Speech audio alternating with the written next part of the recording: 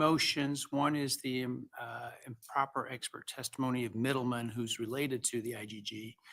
The defense, and that's the defense motion regarding IGG evidence generally, and then the state's motion regarding IGG. Yes, good morning. You're right, Your Honor, that we have essentially, I think, an agreement with the state as to their position and our position being equivalent at this point for different reasons. And I believe that the state is willing to proceed without Dr. Middleman, therefore making that motion moot, and that they will proceed with using the generic term or the generic evidence of a tip leading to the identification of Mr. Kohberger. The only issue that we have is how that tip will be presented to the jury. The one thing that the defense is concerned about is exactly the testimony and the witness who will be testifying to the tip. And we want to make sure that nothing that is said by that witness implicates another source. And by source, I mean someone like a witness who called with a name or some other way of identifying Mr. Kohberger by name as the possible suspect. The state, in their response to us, said, well, we have lots of other evidence, and they have lots of other evidence they intend to produce. But the only thing that identified Mr. Kohberger, that set them on a train or a trail to charging him, was the genetic genealogy. So we just asked. Well, I don't know if that's a fair statement. I think the thing that led to them investigating him was the investigative genealogy. I don't think that's what led to the only thing that led to charging him. I apologize. You're true, right? It was what they led them to investigate him and ultimately charge him. But I think that the court could issue an order or at least require the state to make a proffer exactly how they're going to do this. The reason I'm here is because I've done a lot of cases with DNA evidence. And the last thing I want is a repeat from a case I tried many years ago, which was a cold hit, where the state simply introduced a quote tip through testimony of a police officer. And the first question the jury asked was, what was that tip? And that is not, we do not want the jury to speculate. And it's not our job to tell them how to do that, but I think the court has to be vigilant. Well, I certainly could anticipate that being an issue in terms of the jury's curiosity, right? Depending upon how compelling or not compelling the other evidence may be viewed by them. And so it may be that you want to come up with some instruction to the jury that basically says, you know, we're not going to tell you what that tip is, and you don't need to consider it, or something like that. Is that an invitation? It's an invitation for you, two sides, to work together to try to solve this conundrum in a way that you both can live with. Okay, well, I accept that invitation, and I assume the state also will be willing to do that. I don't know if anybody has any comments. I mean, we see this sometimes, not in the context of DNA, but we will have, as an example, a probation officer who does a home visit and searches somebody's property without a warrant or other right, because they have that ability on probation, because the defendant will have waived their Fifth Amendment rights as a condition of probation. And sometimes then we want, we'll have to have the probation officer testify in a way that doesn't necessarily tip the jury off that the defendant was on probation, which would be a 404B issue. And I have seen, without some explanation to the jury, when we use those sort of generics or whatever regarded the search, that can cause curiosity with the jury, and they can get sidetracked. And so we will frequently use an instruction to the effect of, law enforcement's search of the backpack has been found to be lawful, and you should not consider or concern yourself with that. Right. And so it's basically telling the jury, don't speculate about this point or how we got to this point. It's not important. and you're not to do it. And I think that generally causes them to back off that. And so that's what I'm suggesting that you Okay. try to work through. Okay, will do. Thank you. That's all I have to say. I didn't mean to cut you off. If you have No, anything no, else- that's all I have to say. That was the only concern that was left for us. All right, thank you.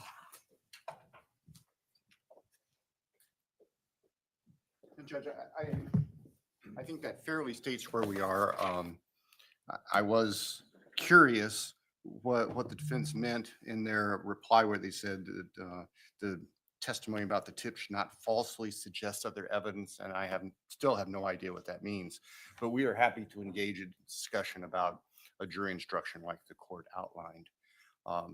I will comment that it seems like it took a long time to come full circle because we're right back where the state started a long time ago with a lot of court effort invested in dealing with hearings in the interim. I appreciate the court's diligence with that. And I think also for the record, there were some pretty serious allegations, ethical allegations made by the defendant in its motion in limine number 11. Those were factually rebutted very clearly in the state's response. And I just want the record to reflect that the state maintains we did nothing ethically wrong with this, but we're satisfied with where we are right now. Well, you know, sometimes we litigate issues for purposes other than evidence at trial, right? We do it in terms of constitutionality of searches and other things, and that's all okay. I certainly have not made any finding that the state has done anything inappropriate, and so nor have I seen anything to suggest to me that that is the case as of this moment right now, at least, as it relates to that. To me, this is a practical problem, regardless of the reasons you are in agreement. The important part is that you are in agreement. I suspect what the defense is suggesting, I think, trying to read the tea leaves, is they don't want an implication that there was some other evidence related to a tip or specific to Mr. Kohberger that put him on the radar, right? And so I think that's just where you need to come. I don't think for those purposes, we're suggesting that the state can't present its evidence about the car, suspected car, about the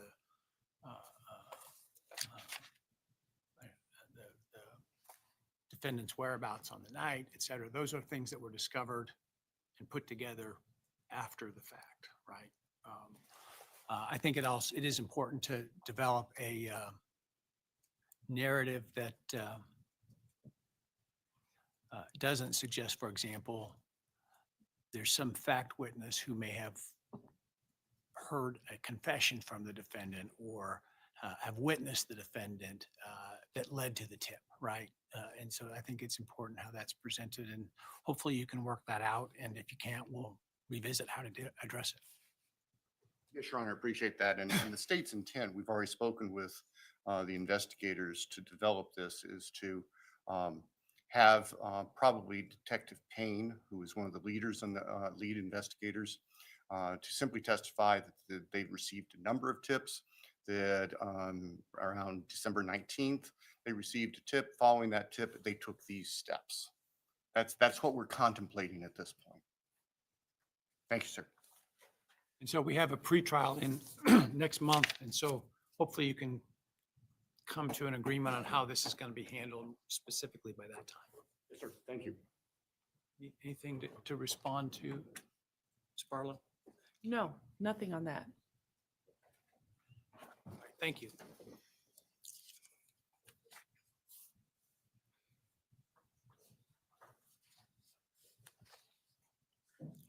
All right, that leaves in category A by my score sheet, the alternative perpetrator evidence, which is the state's motion in limine.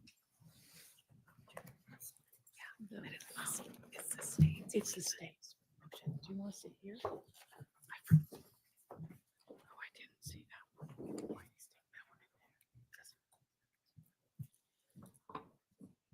just forgot it. Thank Thank you, Your Honor. And this is actually a very convenient transition. We're looking at the history of this case and investigation. Of course, we, the investigators, and the state went probably some 6 weeks following the homicides, and during that time received thousands of tips and tried to substantiate or discount whichever we could. Where we ended up is the investigators were unable to substantiate any tips until they received the tip regarding Mr. Kohberger itself.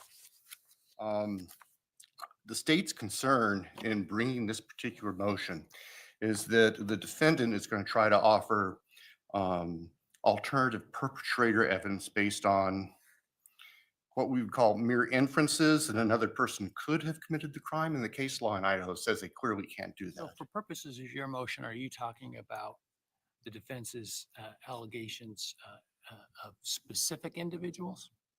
I mean, obviously, the defense claims the defendant didn't do this, Yes. which would suggest that there was an alternative perpetrator. Yes. And the state's concern is about the defense focusing on specific individuals without meeting a threshold showing of connecting that individual to the homicides itself. And our concerns actually are reinforced by the defendant's response to our motion. When we're looking at pages 2 and 3, at the bottom of the page, the defendant says, "This case is full of alternative perpetrators. There are many alternative perpetrators." That suggests to us that the defendant is going to shotgun any variety of people's names, and we think that they can't do that without making the threshold connection first. Based on the case law, based on rules of evidence 401, 402, and 403, State versus Meister is the most applicable case. We're seeking an order prohibiting the defendant from offering specific alternative perpetrator evidence without first having an offer of proof to the court that specifically connects this third party, this alternative perpetrator, to the crimes themselves. And then we would also ask that the court set a reasonable deadline for the defendant to give the state and the court notice, make their offers of proof so we don't have to encounter this in the midst of trial, that we can prepare adequately for it. So that's the nature of the state's motion, Your Honor. Thank you. That's all. Your Honor, we do, as the state indicated, plan on providing offers of proof regarding alternate perpetrators. There's nothing about our approach that would be a shotgun approach, throw a bunch of spaghetti at the wall and see what falls. We understand that it requires the conditions of Meister and that we need to provide that information to you. We are still in the process of doing investigation, as you know, with the amount of evidence in this case, and there's been a lot of briefing. There's going to be a motion argued about that. We are working as quickly as we can to put pieces together that make sense under the terms of Meister to present to you for that consideration with an offer of proof. So we understand the obligations. We won't be taking a shotgun approach. I would hope that the court would see that we are calculated and thoughtful in everything that we're doing in this case, and we wouldn't treat alternate perpetrator any other way.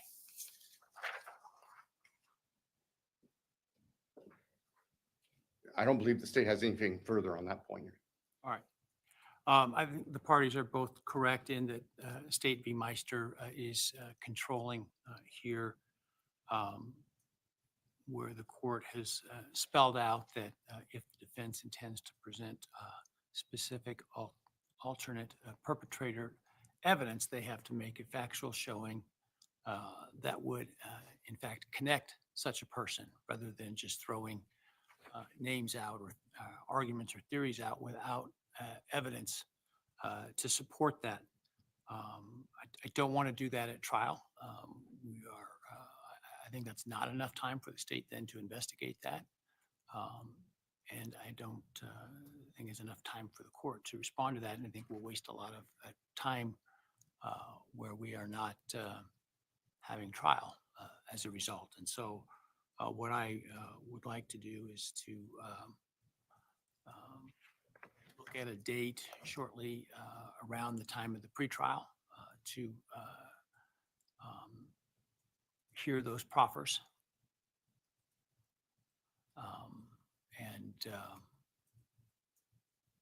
go from there. Now, things may, I'm not discounting the fact that things may unexpectedly happen after that, but in terms of what we are or should be aware of at this point, I think we need to flesh that out before we go down that road. And so I will probably reach out with your calendars and set a date sometime around that pretrial, maybe even during that pretrial, since you're here to take care of that. Thank you, Your Honor. All right.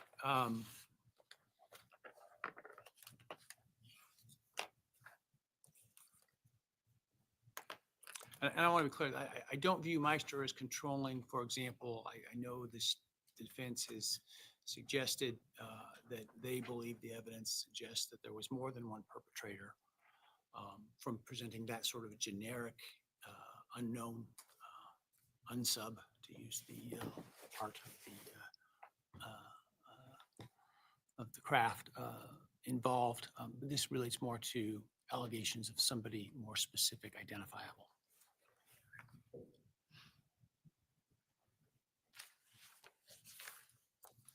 All right. Let's talk about DNA, which is the inconclusive data, the statistical analysis, and the reference to touch and contact DNA. Let's take up the first two, and then we'll take up the third. I think the first two relate to the kind of the same thing to a degree in terms of the science of statistics and probabilities and all that. There are really three issues, as I understand it. One relates to how to convey the statistics that DNA analysts use to more real world comparisons to, for example, planetary population. The second deals with DNA that was found under one of the victim's fingernails and by the DNA analyst as to whether or not Mr. Kohberger could or could not be excluded. And then the third really deals with more sort of this labeling problem that we've already addressed in some fashion in different contexts of what labels should, can, and must we use as it relates to the quote unquote touch DNA that was found on the knife sheath. Yeah, yes, thank you. That's a great summary. And I'd like to start with the first point that the court noted, which was motion in limine number 14, which was the relationship of the world population to the statistic generated from the sheath evidence with Q 1.1. And I think we are in agreement that the state is not going to address that kind of question in front of the jury because their own analysts during the grand jury essentially told them that you can't do that given the statistic that we have generated. I understand the state's response is that they will present the testimony consistent with the way that the witness presented it at grand jury. Correct. And it was my Not understanding. in a way in which the question was asked that the witness sort of corrected the attorney about. Correct. And the objection from the defense was simply, and I think the witness explained this very well, was that the statistical analysis that the state's experts have engaged in does not allow that kind of comparison. It's not the standard statistic that we're used to anymore. And so by asking that question, you're triggering, you're conferring, or not conferring, you're speculating, essentially, put in front of the jury. It's a question that presents a false premise to the witness. And so we just ask that the state refrain from that and simply ask the questions that elicit, the testimony as laid out in the grand jury proceedings. Okay. Excuse me. The inconclusive data, I don't know if the court has seen the late, I apologize, all of a sudden my voice is All right, we just can get you some disappearing. water.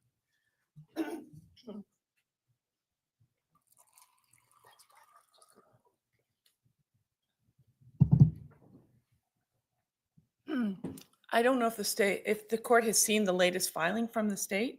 I did see it. Okay, so they filed a new expert disclosure on Monday from an expert who went through and analyzed the data at issue. So In as response to the defense's having retained an expert who discussed whether or not you could exclude Mr. Kohberger from the DNA found under the fingernails. yes. And what triggered that was the grand jury testimony, where questions were asked of the analyst regarding the meaning of a conclusive versus an inconclusive data result. And the analyst testified as to 13.1, the fingernail swabs, that their data was inconclusive. And to the defense, and that means that you cannot draw any conclusions.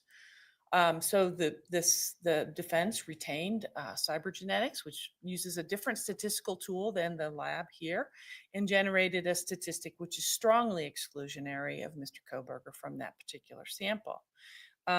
And while that doesn't preclude the evidence from the state lab, it adds additional information to the picture, the overall picture, and It's just a question for the experts to testify about and the jury to make its conclusion. well, I think that allowing the type of questions and apparently now the new conclusion that was in the state's response to our motion would be inappropriate and prejudicial and should be excluded under and you have So to. you want me to believe your expert and not their expert? No, I'm not asking you to believe any one in particular.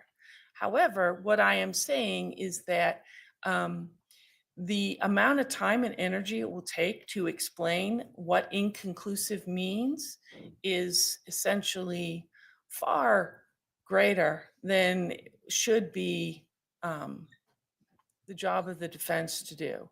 Inconclusive means inconclusive. No, I'm not saying that. I think it can be presented and it can be presented in a fair manner that is consistent with due process and the right of Mr. Kohberger to confront it.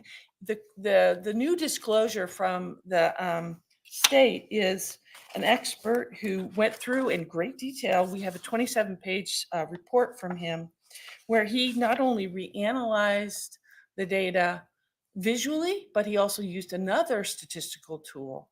And he stated in his conclusionary paragraphs, and it's a very long report, that first he looked at the data using the lab's protocols and doing some validation himself, essentially looking at their validation studies. And he found that just visual examination of the data excluded Mr. Kohberger. He went a step further and he said, I'm going to use this new third tool called LR Mix Studio to generate the same statistic or similar statistic that the lab did, the state lab did, as well as True Allele Cybergenetics did in their analysis. And he came up with a strongly exclusionary statistic. So we have now before the court, as he describes it in his disclosure, a statistic from the state lab, which means that it's 25 times less likely if the DNA numbers, because you have to be extremely careful how you say this because it can flip the meaning. So let me just double check. His statistic, I'm sorry, I'll start with his. It's 5,000 to 100,000 times less probable that a coincidental match would be made to an unrelated person. In other words, what he's saying is that it's Mr. Kohberger is not included, and that's a strongly exclusionary statistic. And I'm not saying this very well, Your Honor, because it's a tough these likelihood ratios are hard to explain. So that's a 5,000 to 100,000 times less probable that Mr. Kohberger is present. In other words, it's much more likely someone else is there if there's someone else there. Then the cybergenetics came up with a number that is in the range of 2.8 billion times less probable that he is there than some other unrelated individual. And this expert then relates that even the state lab's number is 25 times less likely that Mr. Kohberger is there than some other unrelated person. So all of the numbers point to exclusion. The numbers, the question is really the weight of it. And the way that the state intends to present it, and they presented it in their reply to our motion, was they should be allowed to say that this means that Mr. Kohberger cannot be excluded. And that is just a misrepresentation of their own data. None of the data that's presented to this court at this moment in this motion supports that statement or that conclusion. And it's unclear to me who is going to say that, because it's not in any of the disclosures that have been produced so far. The first time we've seen it is in this reply brief. So I think that rather than having a battle of the experts, right, where you're going to have all three of these people testifying before the jury, and to allow that just one question is going to subsume an enormous amount of time in explaining why it's not in it, why it's inaccurate. And while it might be technically true, it's not an accurate statement for the jury to consider, and it's just going to confuse them. And it's highly prejudicial to Mr. Kohberger. So we would ask the court to, if it's going to allow this in, and we haven't asked to exclude the evidence, we simply asked the preclusion of this kind of questioning, that the state be precluded from inferring or asking a question to elicit some kind of inclusionary statement.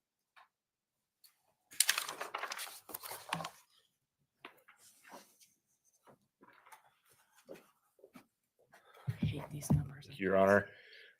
So let me just explain a little bit about the state's position.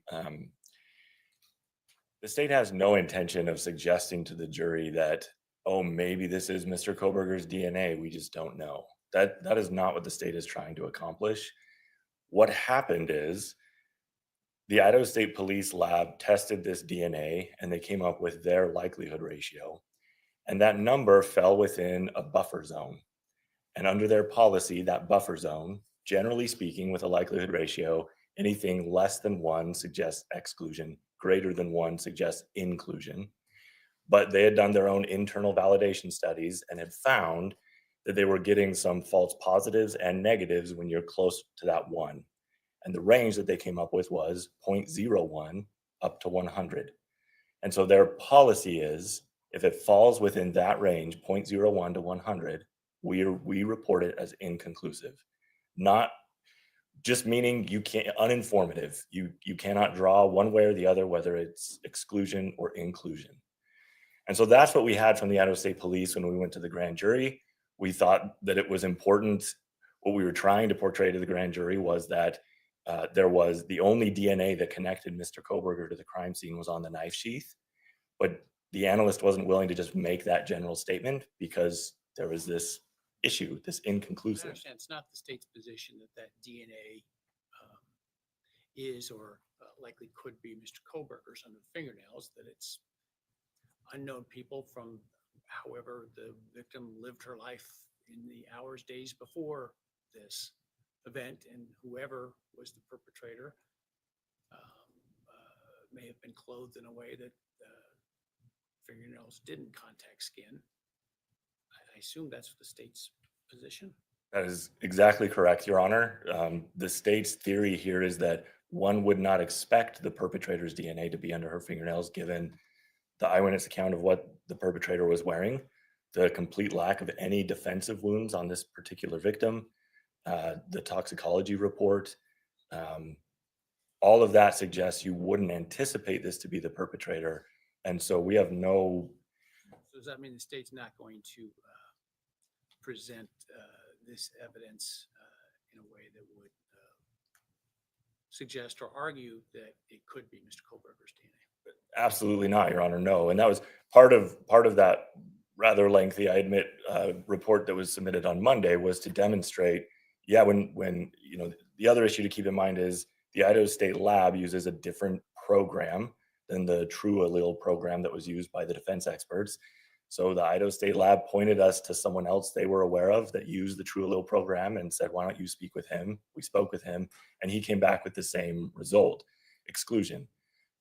Nevertheless, given their policy, the ISP analyst is not willing to say he's excluded because their policy prohibits her. But the plan for the state, to the extent it addresses this, is for all of that information specific to her about the policy, and it fell within the policy. And that's why I'm saying that's what the state would present. And of course, she's open to cross-examination. Of course, the defense can put on theirs that can say, no, we can say he's excluded.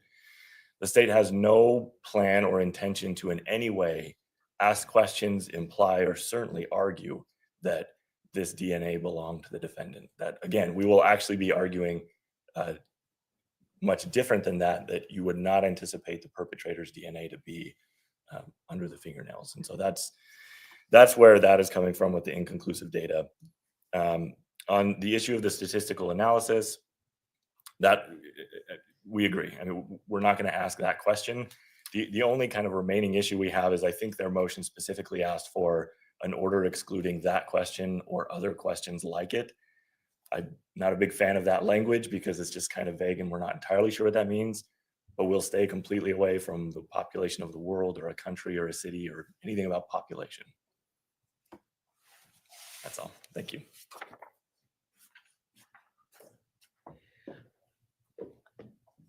I would just like to say, Your Honor, that I guess we're in agreement, and as in an abundance of caution, I might ask the court to issue an order just that if things change, that the state has to come to the court before even trying to present such evidence.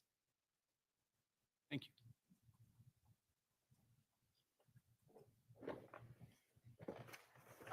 It sounds like, and I'm not trying to tell either side how to present their evidence, that the state's not intending to present the fingernail evidence as somehow being inculpatory. I could see, based upon cross-examination, et cetera, the defense questioning the lab person in an attempt to maybe attack the credibility of the lab, which then may require the state to put on its rebuttal expert that it's identified as to that issue. But I think we're at this point safe, based on what you've said, that the state does not have a good faith basis to suggest that the DNA, to make an argument that the DNA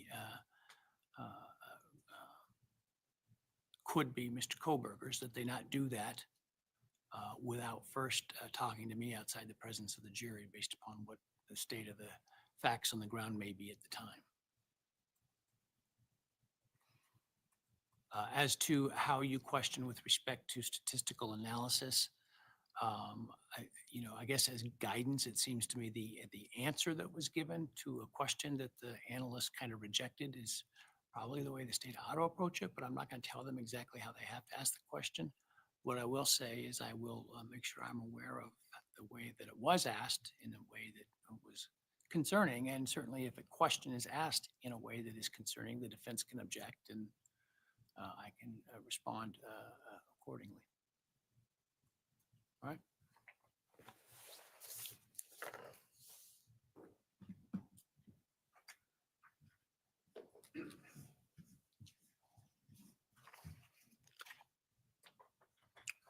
All right.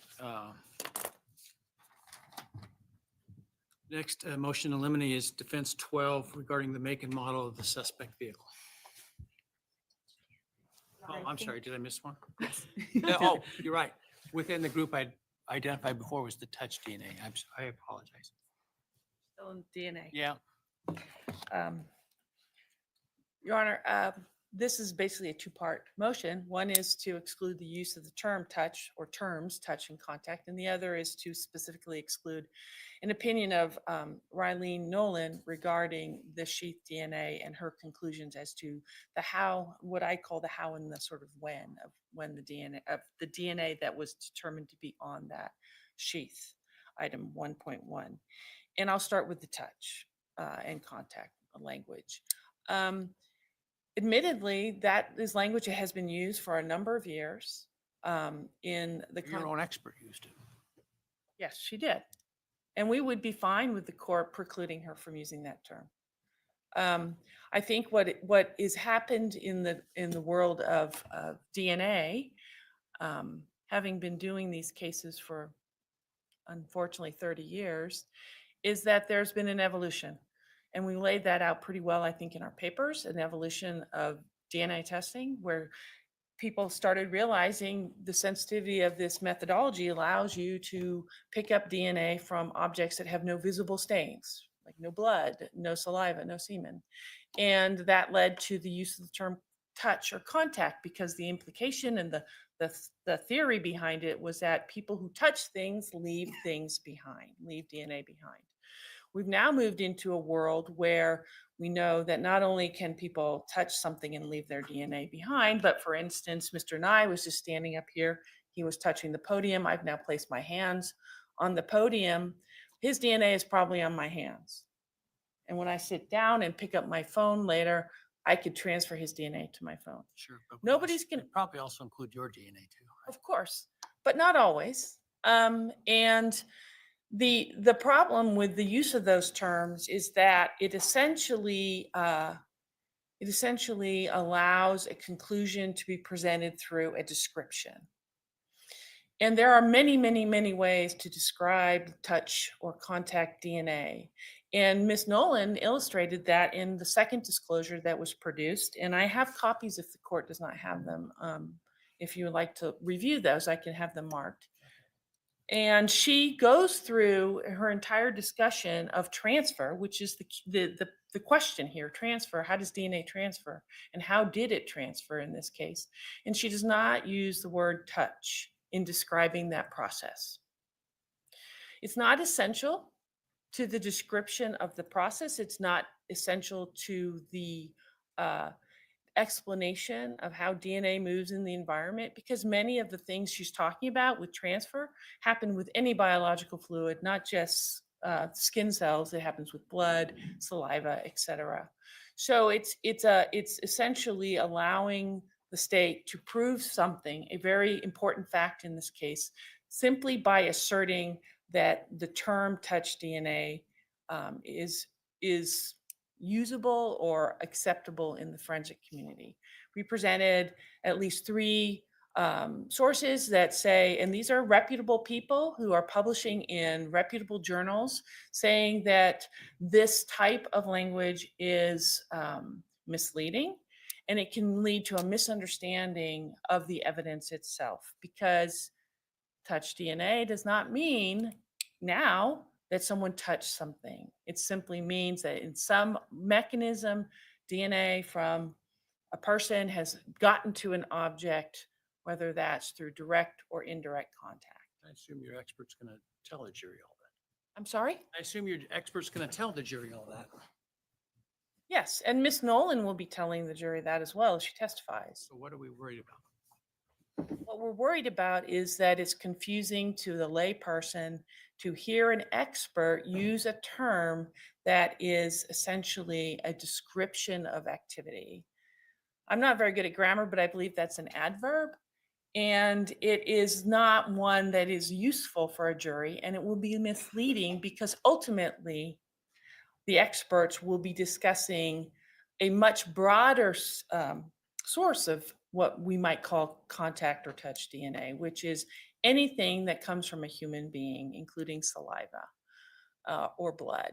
Just because you don't see it, just because you can't see a blood stain, doesn't mean it's not that stain, or that area that is sampled doesn't have some other biological fluid. So it's very misleading. And it's just not necessary. And there's a paper that was presented is a human factors report that was published last year, where the consensus, although there were two dissenters, is that analysts should not be using this kind of language and not proffering, and this goes to the next question, not proffering opinions about this, but that the language itself is extremely misleading. There are other ways to talk about it. Ms. Nolan rejects the term trace. That was just one expert's opinion in one article that was cited to the court. But it's very clear she doesn't need to use that term in her description of how DNA moves in the environment. So we would ask the court to prohibit her or any other witness, frankly, from using those terms in describing any DNA sample that's been collected in this case. As far as Ms. Nolan's opinion, again, it goes hand in hand with this idea that touch DNA or the contact DNA is not what it used to be thought of. And there's a number of publications, scientific journals, where the scientists have reviewed vast quantities of scientific literature. I think I counted up over 300 articles in the two, were reviewed by the two articles that were cited in the moving papers that say that there is really no way for a particular analyst in a particular lab to determine how and when DNA was placed on an object when you don't have any facts behind it. In other words, unless you see something or you know something, you have facts of the method of transfer, it's not possible. So first of all, Ms. Nolan is not qualified to offer such an opinion.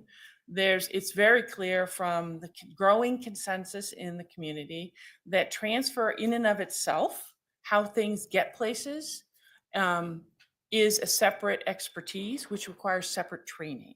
And a DNA analyst working in a laboratory does not have that kind of training. And in fact, it's not really provided in the United States. There is a paradigm in Europe that is being used, but it's not been accepted or used here in the United States at this point, which is the concern from some of the experts who were on the human factors report. But Ms. Nolan is not at all qualified. If you review her CV, which was part of, I think, the first disclosure in December of last year, going through the list of courses that she's attended, none of them are specific to transfer. And in her affidavit that was supplied to the court, she discusses attending some presentations at a recent meeting where there was discussion of transfer, where some unnamed individuals disagree with this idea that it's not something that should be testified to. But I think there's that her presentation, and this is what the court has to consider, the facts presented by the state in support of their opinion, is not supported by anything other than this vague statement, well, some people don't agree with this position. We don't know who those people are. The state and Ms. Nolan have presented no particular scientific articles that support her opinion. And she has presented no specific training to take her from an expert around DNA testing, which no one is suggesting she is not, to an expert on the how and the when of transfer in this particular case. Then when you look at her opinion, I think the court has to exclude it because it's highly speculative and it's incredibly confusing. She first states that the consensus in the community is that you cannot determine when and how DNA moves onto a particular object. She says that without any qualifications, that the science doesn't support that. She then proceeds to say the DNA on the sheath could have gotten there through indirect transfer, meaning it was not placed there by direct contact of a hand, for instance, with the object. And then she goes on to say, but because of two facts, the quantity and the fact there's a single source, I believe it got there through direct contact.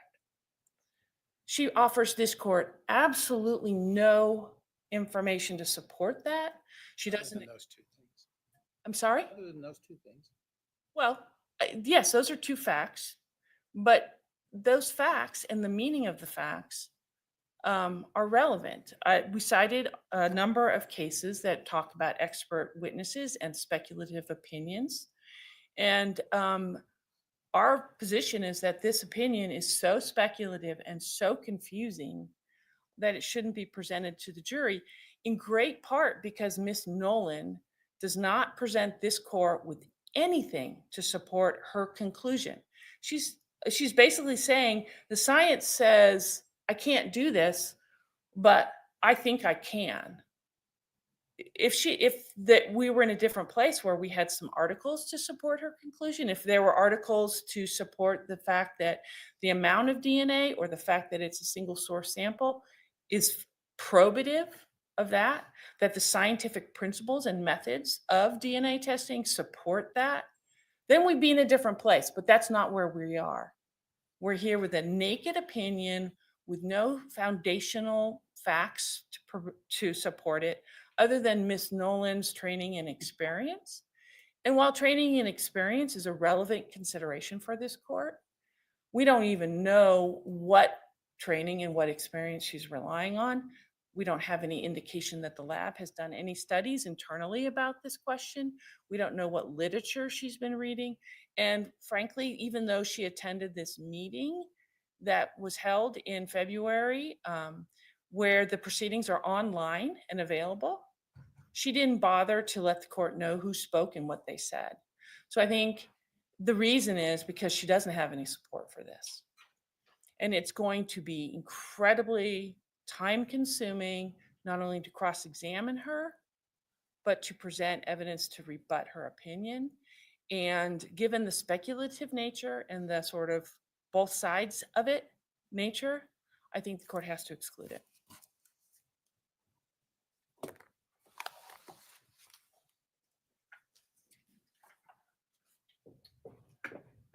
Thank you, Your Honor. I'll start where she left off. I don't think she's accurately characterizing what the opinion that's been disclosed. Ms. Nolan did not say, I agree that the science says you should not opine on this or that you cannot opine on this. All she says is that the science does say you can't conclusively establish it.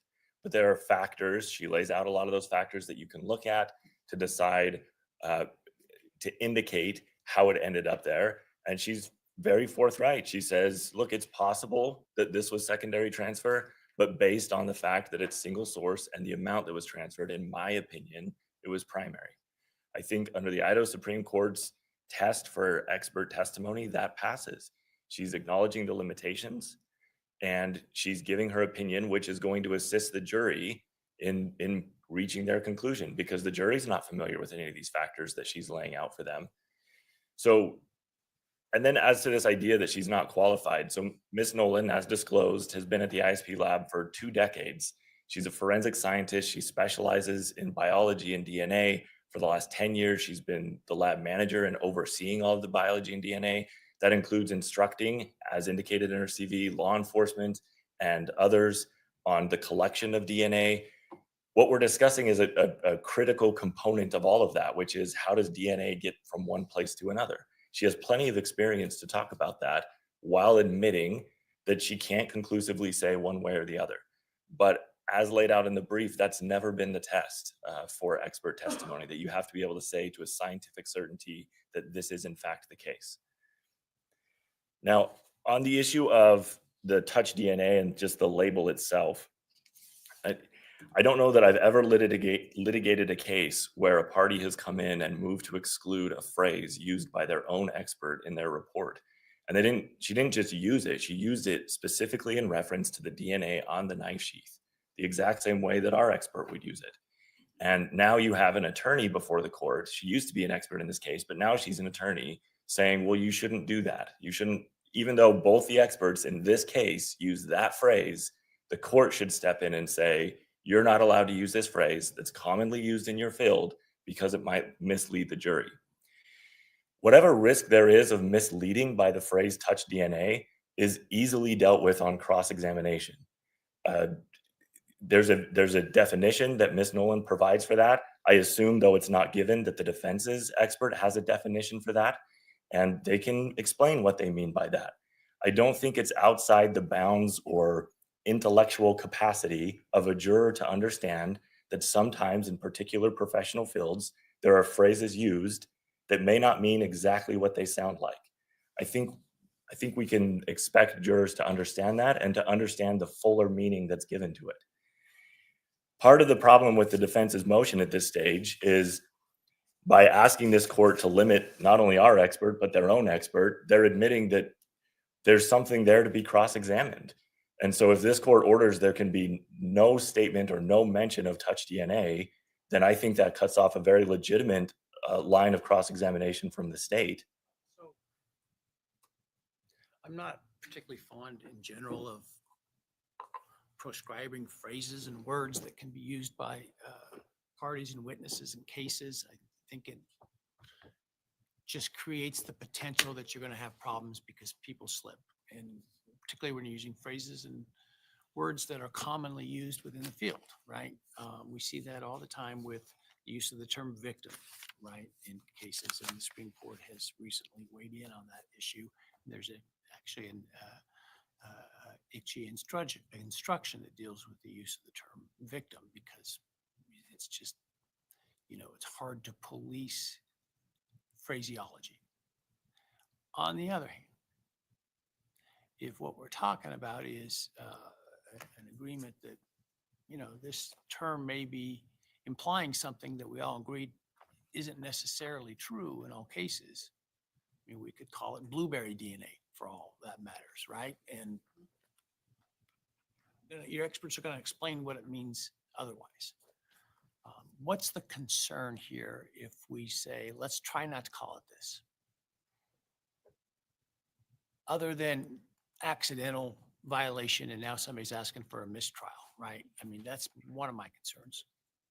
So in reality, that's really the state's only concern is we don't want to get in a situation where there's a word that's off limit. And because she uses it, the defense expert uses it, it slips out at one point that suddenly we have a motion for a mistrial because there was a violation of this court's order. As defense counsel mentioned, Ms. Nolan didn't rely on this word heavily much at all in her opinion, and I don't anticipate her testimony to be anything different. But if at one point in the back and forth, either with us or with the defense attorney, she slips and says the touch DNA on the knife sheath, I don't think that that's a problem. And I don't think that it's something that this court should restrict. I think both of these experts felt comfortable and wanted to use that phrase. That's why they used it. I don't think it's superfluous. I don't think they just said touch to say touch. I think to them it means something and it's accurate to use it in this case with respect to the sheath. But certainly the state has no problem encouraging Ms. Nolan to avoid that word to the extent it's possible. Thank you. Thanks, Your Honor. Just a quick response. Language is important, and language in science evolves and changes. Ms. Nolan and Dr. Ballard, our expert, are scientists. They present themselves as experts. And I think that scientists should be held to a slightly different standard than the average witness. And the use of language, as this court pointed out to me early on when I first stood up here, is really, really important. And I am confident that Ms. Nolan can restrain herself from using that language. And I'm confident that all of the parties can ask questions that do not elicit that kind of information or use those words. And I would encourage the court to restrict the use of those words for this proceeding. As far as Ms. Nolan's opinion, no one is asking for certainty. Nobody expects scientific certainty. That is not our position. The question is it supported by the science that Ms. Nolan is essentially testifying about? And the answer to that is no. Her personal opinion is not science. It is a personal opinion. And if You're relying on a scientific report to which there were dissenters. yes, but the dissent was not about the content of the recommendation. The dissent was we don't have any options, and maybe we shouldn't be requiring trainings that are not particularly available in the United States. That is the nature of the dissent. And But in support of the idea that this testimony shouldn't be precluded by these people. I'm sorry, I couldn't. But in support of the dissent, in support of Yes. opposition to a scientific consensus that this testimony should not be presented. That's correct, but I don't think that the court has to rely on a 100% consensus of the community. I think that the evolving understanding of the science and the scientists in this area and of the people who are actually publishing work is highly relevant to whether or not that kind of opinion is actually acceptable anymore. And I suppose that the question of admissibility might revolve around a more like a Daubert standard. But given that we have not had the opportunity to see these opinions until so recently, that was not something we were able to do. The Supreme Court has specifically rejected the Dover standard. Well, I'm new to Idaho laws, Your Honor. That's why I suggest Daubert. But that kind of analysis, I think, is the same type of analysis this court has to do, as sort of essentially a gatekeeper to make sure the jury is hearing reliable evidence. And I think that if you read closely, in particular, Ms. Nolan's second disclosure, which I believe came out in February, or was given to the court in February, she lays out a whole series of things that affect transfer. She makes one statement about the quantity of DNA being higher with direct transfer, but that's not elucidated in any way, and doesn't talk in anywhere in that disclosure or any other disclosure why a single source profile would support her contention. And I think because of the complex nature of this, that we can't speculate as to why. It may make logical sense, but I'm not sure it makes scientific sense to speculate, which I think is what we are prone to do. And as I think the Idaho courts have said, the court's not supposed to substitute its judgment for the expert's opinion, but to consider it in the context in which it's presented.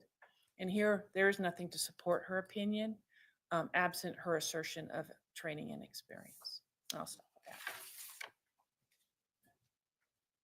Right. I'm going to take under advisement the issue of Ms. Nolan's testimony about her conclusion of the likelihood of direct contact of the DNA.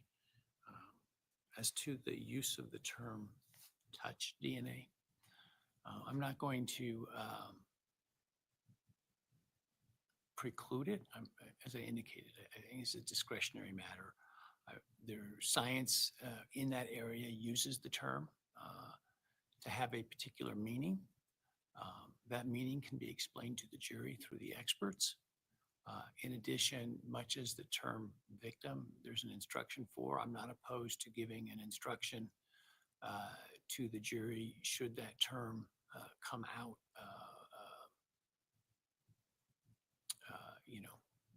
That the court is not intending to, by use of that term or by any of the attorneys' use of that term, making a conclusion.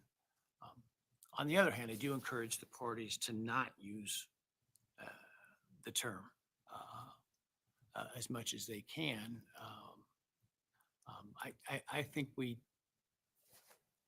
underestimate the intelligence and reasonableness of jurors, having presided over, I don't know, well over 100 jury trials. I think that we worry about things that they are more than competent to understand and not jump to a conclusion simply by the use of a word, particularly where there's scientific testimony around explaining what that word means in context. And so I'm not particularly worried about it. I'm not opposed to some kind of instructions if the parties can agree on one. I would suggest the parties come to an understanding of what a term they should, as a council at least, try to use. I'm not going to try to police the experts within their own field who use that term as part of their expertise, as both experts did, state and defense in this case. But certainly would encourage council to try to avoid it as much as possible.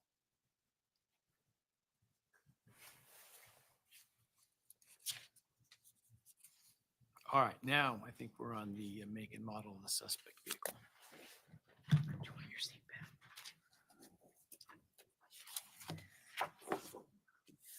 back? Your Honor, this is a motion where the words do matter. We're following up on that one. This seems appropriate. This motion, we're talking about the phrase used by the state, suspect vehicle number 1. First, this motion is grounded in Mr. Kohberger's rights to due process and a fair trial. Thinking of why we have this motion, we have to remember this is a highly circumstantial case. That's what this case is about.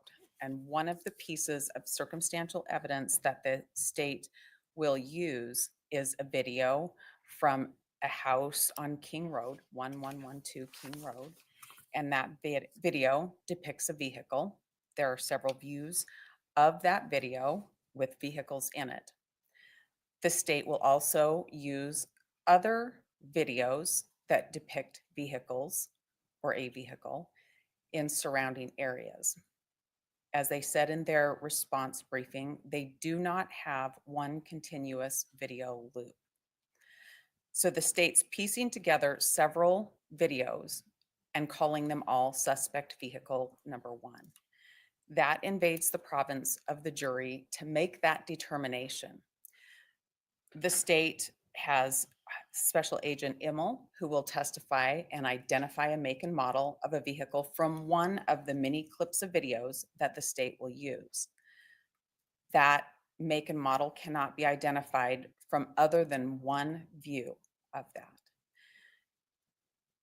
This motion is not asking the court to prohibit the state from producing the videos or producing Agent Immel insofar as his testimony matches his expert disclosure. But this is about preventing the state from saying, this is suspect vehicle number 1. This is the same vehicle in all of these video clips. That's something that the jury will have to decide after they hear evidence to make that determination. This motion is important because that has been referred to, suspect vehicle number 1 has been referred to by the state in their affidavits for search warrants and other pleadings that they've written where the state has made this connection and they can't do that. This is up to the jury to make the connection if this vehicle in 1112 King is the same one that was in 1125 Ridge Road and other various places that the state intends to show. We're asking the court for an order prohibiting the state from making the reference of this as suspect vehicle 1 to state that as a fact, not to prevent them from presenting evidence in the way of video clips or expert testimony, but just to prevent them from invading the jury box when that's up to the jury to decide if that's the same vehicle, if it's a Hyundai Elantra, and if it's consistent with one that Mr. Kohberger drove at some point.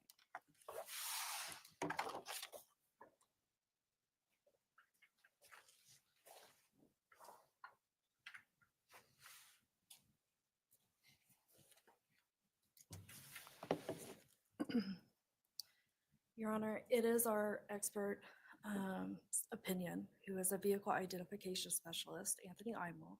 It is his opinion that the suspect vehicle captured on various surveillance video shares similar class characteristics to a 2014 to 2015 Hyundai Elantra. He specifically relied on certain video. While some are better views than others, but he relied on all video from 451 Paradise, 1125 Ridge Road, 1112 King Road, and all the WSU surveillance to come up to his opinion. His opinion is based on logical inferences of review of the surveillance and footage, including observed traffic flow, the time of night, the direction of travel, and the camera timestamps. The jury should be allowed to hear his opinion, weigh that information with other testimony and other admitted evidence, and decide if they believe that that vehicle is a 2014, 2015 white Hyundai Elantra. Of course, the defense will have the opportunity to cross-examine S.A. Imel. That's the process, and that's the process that should happen. There are no legal grounds to exclude this opinion or to limit it. Thank you.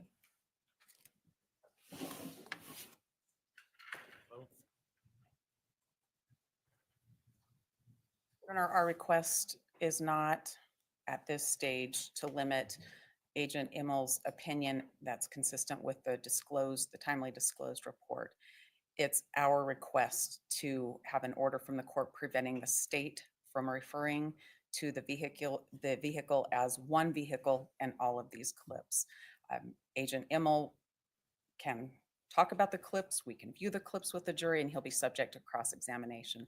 The motion is wholly about, We'll say that this is the same vehicle on each of the clips that No. his expertise. no, I think he'll testify that it could be consistent. I think he'll testify he could only identify a Hyundai Elantra from the 1125 Ridge Road video. And I think that he will agree that his original opinion was that it was a 2011 to 2013 Hyundai Elantra. And I think he'll testify that only after Mr. Kohberger was identified. Not actually true, as I understand it. It was expanded before the 19th. Let me back up. The email that I think was disclosed in the Frank's motion to the court was that he preferred a 2011 to 2013 Hyundai Elantra, but open up the search through 2016. Moscow Police Department set out their Be on the Lookout flyer for a 2011 to 13 Elantra, and that's what was sought for a long time. Agent Immel in that email did say expand that year.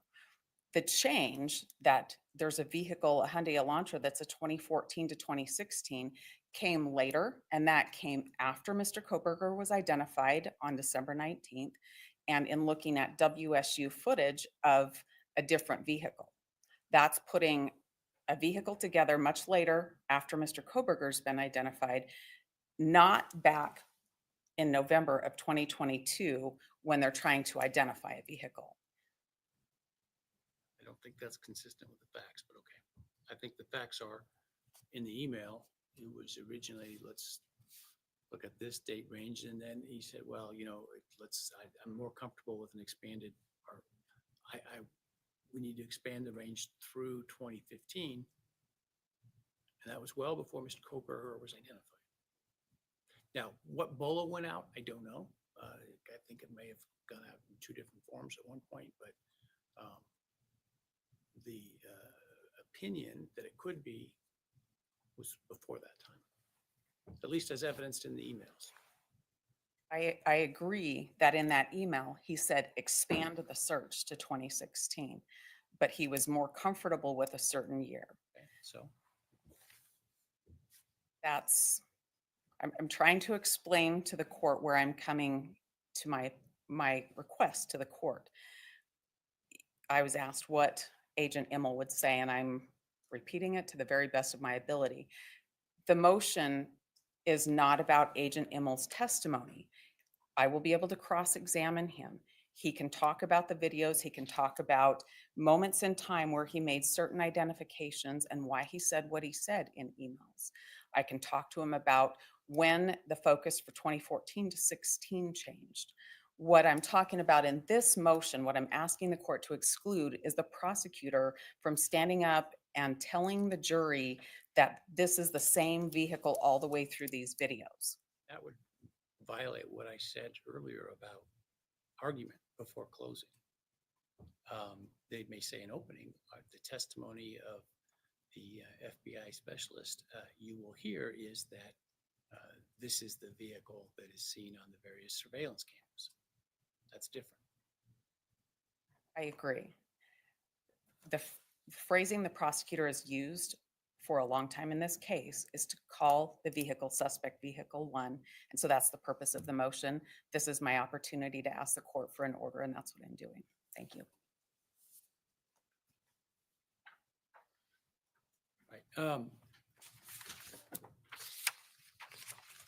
So I'm going to write a little something on this issue, but what's that? Did the state not respond? That was rebuttal, wasn't it? Yes, it was my motion. Yeah.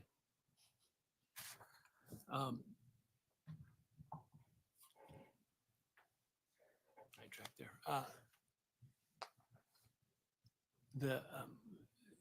My inclination is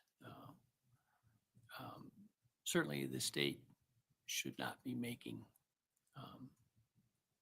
conclusions outside of closing statement.